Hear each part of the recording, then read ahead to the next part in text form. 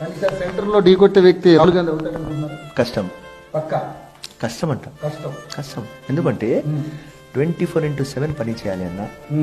నరేంద్ర మోదీ నా ఆపోజిషన్, కానీ నా ప్రధానమంత్రి.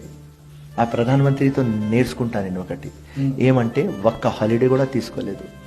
మార్నింగ్ 5 o'clock నుంచి నైట్ 10 o'clock దాకా పని చేస్తాడు. చూడండి మీరు, ఎంత మంచి ఓరేటర్, ఎట్లా మాట్లాడతారు.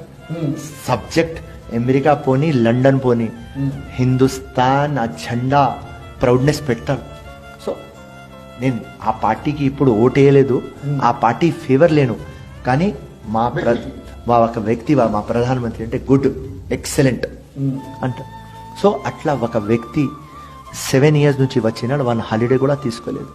ఆయన పిఏ, ఆయన పేషీలో పనిచేసే ఒక వ్యక్తి, నేను పేరు చెప్పను, నాకు పెద్ద నాయన ఒక పెళ్లిలో కలిసినాడు నాకు బాంబేలో. సో నేనన్నా, మీ ప్రధానమంత్రి టైంపాస్ ఏమంటే 10 o'clock or 9:30 టైంలో ప్రధానమంత్రి ఆఫీస్ నుంచి ఇట్లా బయట వచ్చి 2 minutes కోసం టీ తాగి పోతాడు అన్న. ఆ టీ తాగే 2 minutes ఆయనకు టైం పాస్. సో అట్లాంటి వ్యక్తికి ఢీ కొట్టాలి అంటే ఆ క్వాలిటీ ఆపోజిట్కి రావాలి.